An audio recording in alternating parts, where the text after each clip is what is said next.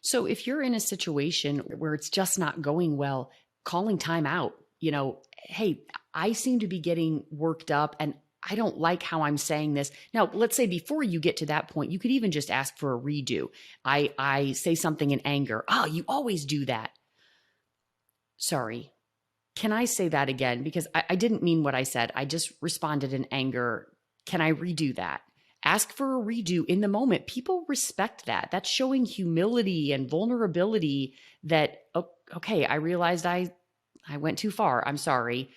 And then sometimes it's just a matter of like, if you are too heightened and you can't bring yourself down, then it is a matter of saying, I think we need to take a time out and come back to this. And maybe it's, maybe we can come back to it in a half hour or something. And maybe we need to table it for, sleep on it. Maybe we need to table it for a while because, and you need to monitor yourself and know, are you getting too worked up?